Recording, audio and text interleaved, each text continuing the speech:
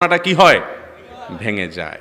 নবী সাল্লাল্লাহু আলাইহি সাল্লাম মাটি নাকি নূরের তৈরি, তা মানা কি ইমানের জন্য আবশ্যক? ভাইরা আমার, আমি সব জায়গায় এই কথা বলি, নবী করিম সাল্লাল্লাহু আলাইহি সাল্লামকে আল্লাহ তাআলা কি দিয়ে তৈরি করেছেন এটা আপনার জানার দরকারটা কি?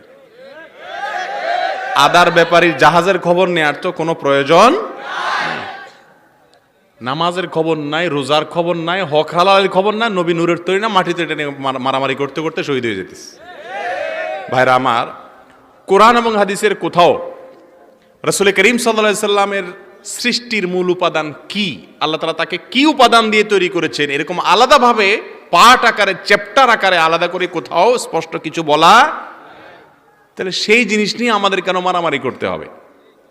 তবে এটুকু ঠিক, নবী সাল্লাল্লাহু আলাইহি সাল্লাম মানুষ ছিলেন নাকি ফেরেশতা ছিলেন? মানুষ ছিলেন। কোরআনে কারিমে বহু জায়গায় আল্লাহ তাআলা এটা বলেছেন, কুল ইন্নামা আনা বাশারুম